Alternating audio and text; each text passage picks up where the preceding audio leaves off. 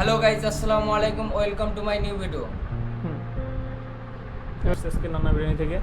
So এটা কেমন লাগে আমরা দুজন টেস্ট করবো। অ্যান্ড মেনলি আমার ভাইয়া এই খাবারটা খাবে আজকে।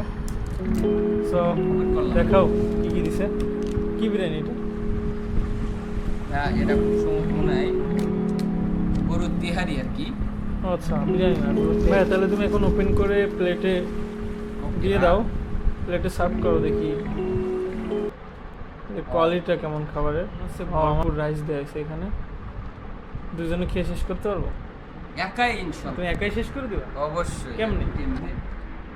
গাইস একদম প্যাকেটের শেপে হয়ে গেছে খাবারটা। এটা গরুর তেহারি না? হ্যাঁ ভাই, গরুর তিহারি। আমি অনেকদিন পরে খাবো গরু। টেস্ট করার পরে আর কি কথা বলি গাইজদের সাথে। আচ্ছা ঠিক আছে। স্বাদটা কিন্তু সেই, ঠিক আছে। কেমন স্বাদ তুমি খেয়ে দিয়ে বলো। বিউটিফুল ভাই। রাইসটা কি সফট নাকি হার্ড? হ্যাঁ, নরম না? আমার কাছে ভালোই লাগতেছে। কিন্তু তেহারিতে এই মাংসের পিস কুচি কুচি থাকে, এটা আমার অতটা ভালো লাগে না। এটাই তো আরো স্বাদ, বড় বড়- মিক্সচার হয়ে গেলে ভালো লাগবে। বড় বড় মাংসের পিস থাকবে, এটা বিষয়টা ভালো লাগবে, হুম, তাই না? কিন্তু এটা কাচ্চিতে থাকে ভাই, বড় বড় পিস। তেহারির রাইস এরকম হচ্ছে কেন আমি তো জানি সাদা হয়। মশলা দিয়ে মিক্স করে নানা রাইসটা এরকম তিহারিটা পাকানো সম্পূর্ণটা। না, আমি অন্য অন্য জায়গায় দেখছি। ওভারঅল জিনিসটা তাহলে ভালো না? ওকে, গুড। ওকে, তাহলে খাওয়া দাওয়া শেষ করো। ভাই বিরিয়ানিটা কেমন লাগছে তোমার? শেষ করে তো ফেলছি। বিরিয়ানিটা খুব টেস্ট লাগছে আমার কাছে।